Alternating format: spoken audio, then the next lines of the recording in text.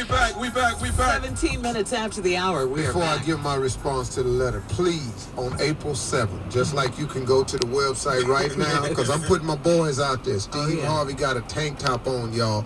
It's on the front of steveharvey.com right now, if you ain't seen it. So now my boys, I put up a shut up, I put the tank top on, but now on April 7th, Terrence Mohammed, nephew Tommy, my bodyguard Boomerang, and myself will be on the website with no shirt on. Special bonus, Boomerang and Tommy will be on the website with no shirt on and bicycle drawers. Why? Shirts off is fine. Here's the letter. Subject: met a preacher online. I met a pastor on this online dating site, and he told me he was single.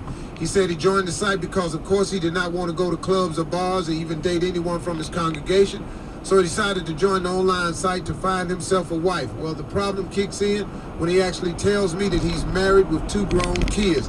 So, of course, I'm ticked off at this decision, but I've never met him in person, so I was not too mad. But the problem is this. He sent me money that he got from his collection service on Sunday, and he smokes and he drinks alcohol all day and every day at his church is suffering. But yet he sends me all the little extra money that the church makes to help me pay my bills. He even sent his 25-year-old son to meet me in person and told his son that I was his goddaughter, and he was to spend $5,000 on me in 3 days while he was in town. And his wife believes that I'm his goddaughter, so his wife went shopping and bought me a $150 dress to wear to church that Sunday with his son.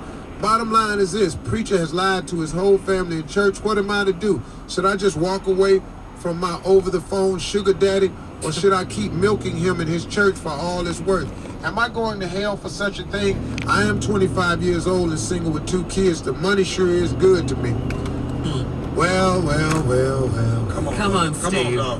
Let her have it. Let me explain something to you. First of all, you've met really not a preacher.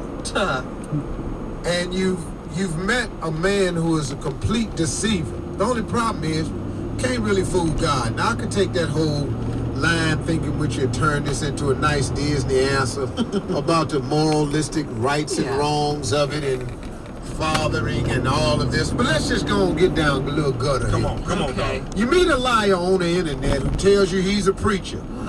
Do you know that possibly could not be true too? Do you know that could not be true? But if he is a preacher, or supposedly a preacher, he ain't a real one. So now he's got this church, and he gets online, and he tells you that he has a wife and 2 grown kids. Now, here's what ticks me off about you. So you ticked off at this deception. Right. But since you ain't never met him in person, you ain't too mad. But the problem is this. He sent you money that he got from his collection on Sunday, and he smokes and he drinks alcohol all day, and his church is suffering. But yet he sends me the little extra money that the church makes to help me pay my bills. See, you said the problem is, and you described all of this like you ain't got nothing to do with it. Do you know that the bigger problem is that you taking this money, realizing the situation that he's created. You're taking the money. Now, pastor, who I really don't think is a pastor at all, but just a false prophet, could be. And now you bitten into the whole.